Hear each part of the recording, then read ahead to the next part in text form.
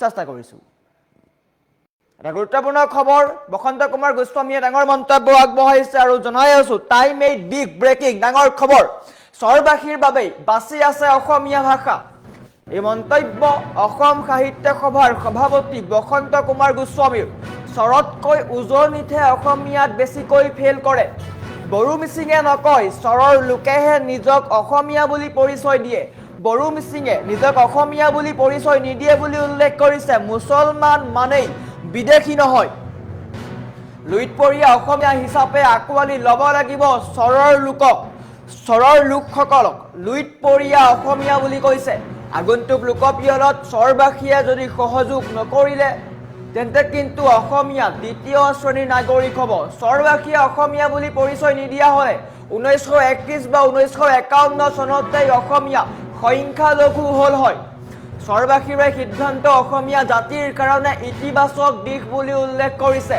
স্বৰাঞ্চলত অসমীয়া বিষয়ত ফেল কৰা এজনো ছাত্ৰ ছাত্ৰী নাই স্বৰৰ ল'ৰা ছোৱালীয়ে বা ছাত্ৰ ছাত্ৰীয়ে অসমীয়াত 100ৰ ভিতৰত 100 নম্বৰো পায় বুলি উল্লেখ কৰিছে যোৰহাট শিৱসাগৰতহে অসমীয়াত ফেল কৰা ছাত্ৰ ছাত্ৰীৰ সংখ্যা অধিক এই মন্তব্য অসম সাহিত্য সভাৰ সভাপতি বসন্ত কুমাৰ গোস্বামীৰ কেইবাটাও বিস্ফোৰক মন্তব্য আগবঢ়াইছে স্বৰবাসীৰ বাবে বাছি আছে অসমীয়া ভাষা স্বৰতকৈ উজনিতহে অসমীয়াত বেছিকৈ ফেল কৰে বুলি উল্লেখ কৰিছে আৰু এই মন্তব্যৰ পিছতেই উৎফুল্লিত হৈ পৰিছে মিয়া সমাজ অসম সাহিত্য সভাৰ সভাপতিৰ এই মন্তব্যৰ পিছতেই উৎফুল্লিত হৈ পৰিছে মিয়া সমাজ কিয়নো যি মন্তব্য আগবঢ়াইছে সেই মন্তব্যত বৃহৎ মন্তব্য ৰাজ্যজুৰি প্ৰতিক্ৰিয়াৰ আৰম্ভ হৈছে স্বৰবাসীৰ কাৰণে অসমীয়া ভাষা বাছি আছে বুলি উল্লেখ কৰিছে ইয়াৰ অৰ্থ স্বৰবাসীয়েহে অসমীয়া ভাষাটো ৰক্ষা কৰি আছে বুলি উল্লেখ কৰিছে তাৰ সমান্তৰালকৈ স্বৰবাসীয়ে যদি অসমীয়া বুলি পৰিচয় নিদিলে হয় তেতিয়া কিন্তু অসমীয়া কেতিয়াবাই সংখ্যালঘু হ'লহেঁতেন বুলি উল্লেখ কৰিছে আৰু এই মন্তব্যৰ পিছতেই প্ৰতিক্ৰিয়াৰ আৰম্ভ হৈছে ৰাজ্যৰ বিভিন্ন প্ৰান্তৰ পৰা প্ৰতিক্ৰিয়া প্ৰকাশ কৰিছে বিভিন্ন ধৰণে সমালোচনা কৰাও দেখিবলৈ পোৱা গৈছে আৰু এই মন্তব্যৰ পিছত কিন্তু বিশেষকৈ মিয়া সমাজ উৎফুল্লিত হোৱা দেখিবলৈ পোৱা গৈছে এটা গুৰুত্বপূৰ্ণ খবৰ স্বৰবাসীৰ বাবে অসমীয়া ভাষা বাছি আছে বুলি উল্লেখ কৰিছে যোৰহাট শিৱসাগৰত অসমীয়া ভাষাত ল'ৰা ছোৱালীয়ে কিন্তু ফেল কৰে স্বৰৰ লোকেহে বা স্বৰৰ যিসমূহ ছাত্ৰ ছাত্ৰী আছে তেওঁলোকেহে অসমীয়া ভাষাত 100ৰ ভিতৰত 100 নম্বৰ পায় যদি তেন্তে এই ক্ষেত্ৰত চোৱা হয় তেন্তে লিটাৰেচি ৰেট অসমীয়াৰ লিটাৰেচি ৰেট কিন্তু কম বুলি উল্লেখ কৰিছে স্বৰৰ লোকৰহে অসমীয়া ভাষাত আধিপত্য বেছি উজনি অসমত অসমীয়া ভাষাত ল'ৰা ছোৱালীয়ে ফেল কৰে আৰু মুছলমান মানে বিদেশী নহয় স্বৰৰ যিসমূহ লোক আছে তেওঁলোক লুইতপৰীয়া অসমীয়া আমাৰ ওচৰত মন্তব্য আছে অসম সাহিত্য সভাৰ সভাপতি বসন্ত কুমাৰ গোস্বামীৰ মন্তব্য আছে আমি মন্তব্য দেখুৱাই লোৱাৰ চেষ্টা কৰিছোঁ আমি আজি কয়াকুছিত এই অনুষ্ঠানটো এইকাৰণেই পাতিছোঁ যে মুছলমান মাত্ৰেই বিদেশী নহয় সকলো মুছলমান বিদেশী নহয় বিদেশীলৈ অশ্ৰদ্ধা অসমীয়াৰ বাপতি সাহোন জাকত জিন যোৱা বিদেশীলৈ শ্ৰদ্ধা সিও আমাৰ বাপতি সাহোন এই অঞ্চলটোৰ আমি এইখন এইকাৰণেই পাতিছোঁ যে যাতে এই অঞ্চলটোত বসবাস কৰা মানুহখিনিৰ মনটো ভাগি নাযায় আৰু সেইকাৰণে আমি ভাবোঁ অসম সাহিত্য সভাই ভাবে তেওঁলোক অসমীয়া লুইতপৰীয়া বুলি অসম সাহিত্য সভাই অনুভৱ কৰে কাৰণ অসমীয়া ভাষাটোৰ এতিয়া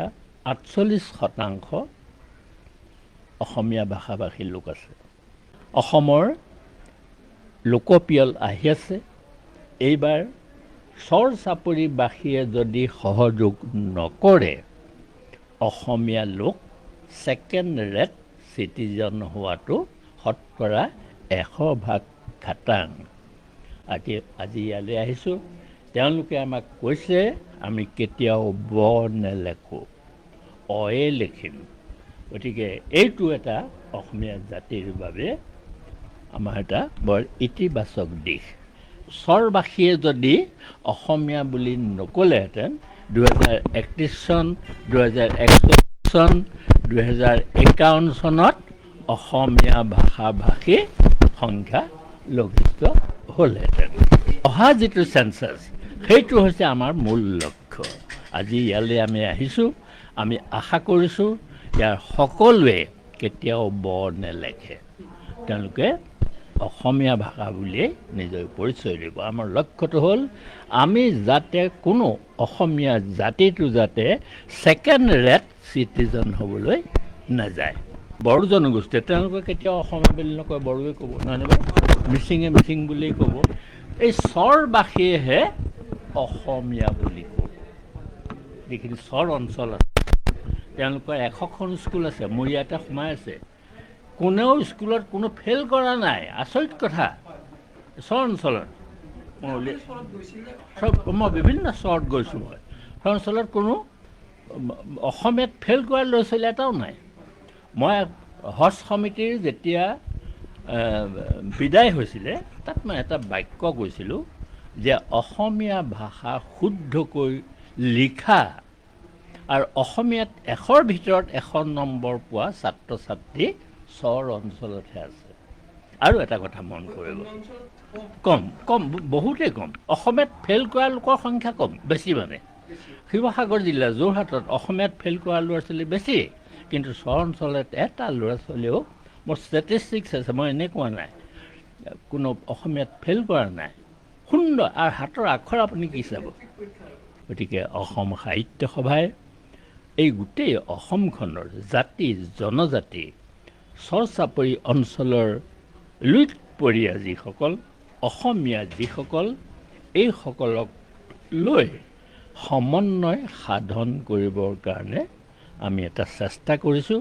কিয় ৰাজনীতিয়ে সমাজখন ভাঙি থান বান কৰে আৰু অসম সাহিত্য সভাই হ'ল সংস্কৃতিৰে সেই ভগা হাড়বোৰ যোৰা দিব লাগে বুলি অনুভৱ কৰি আমি কৈছিলে আহিছোঁ। গতিকে সেইটো বিষয়টো লৈ পেলাই মোক সামাজিক মাধ্যমত হেনো এই স্বৰ অঞ্চলতে ঘৰ এটা সাজি থাকিবলৈ ক'লে। বুজিছে নাই? সেইটো একো নকওঁ, কাৰণ এইটো মোক গেঞ্জিত লগা ধূলি বুলি মই জোকাই দিলোঁ। গতিকে আমি ইয়ালৈ অহাৰ মূল কাৰণটো হৈছে সেইটো, আমি সকলো শান্তি আৰু সম্প্ৰীতিৰে বসবাস কৰিব খোজোঁ। আৰু গতিকে আমি এনেকুৱা এটা উদ্দেশ্য লৈ আহিছোঁ, আমি এটা বিচিত্ৰতাৰ মাজত আমি যাতে ঐক্য সূত্ৰ এটা গঢ় দি তুলিব পাৰোঁ। এখন অসমখন যদি আমি এখন ফুলনি বুলি ধৰি লওঁ, তাত যদি এটা ৰঙৰ ফুল থাকে সি কাকো আকৰ্ষণ কৰিব নোৱাৰে।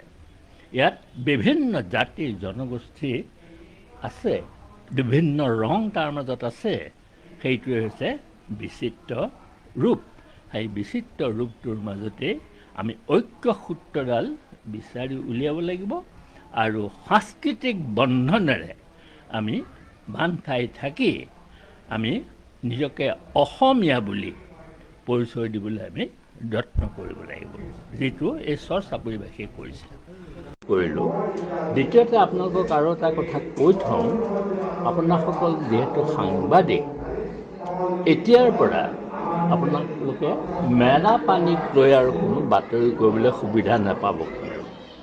আমি সেইটো প্ৰায় শেষ কৰিছোঁ বুলি মই কৈছোঁ। ঠিক তেনেকৈ আমাৰ এতিয়া অসমত বিভিন্ন ঠাইত উচ্ছেদ চৰকাৰে কৰিবলৈ লৈছে। উচ্ছেদৰ প্ৰতি অসম সাহিত্য সভাৰ সমৰ্থন আছে, কাৰণ হিন্দুৱে হওক, ইছলাম ধৰ্ম অৱলম্বীয়ে হওক, চৰকাৰী মাটিত বাস কৰাৰ কাৰো অধিকাৰ নাই। তদুপৰি আমি অসম সাহিত্য সভাই 1999 চনত মানকাচৰত আমি এই আজিৰ দৰে সন্মিলন পাতিছিলোঁ আৰু তাৰ পৰা আমি সফলতাৰ মুখ দেখিবলৈ সন্মুখ হৈছিলোঁ। 2002 চনত কলগছিয়া, যিখনত মিনি বাংলাদেশ বুলি কোৱা হয়, কলগছিয়াত অসম সাহিত্য সভাৰ বিশেষ বাৰ্ষিক অধিৱেশন পতা হৈছিল। সেইবিলাকৰ মাজত আমাৰ মিত্ৰতাৰ সম্পৰ্ক আছে। ঠিক তেনেকৈ আমি আজি কয়াকুছিত এই অনুষ্ঠানটো এইকাৰণেই পাতিছোঁ যে মুছলমান মাত্ৰেই বিদেশী নহয়।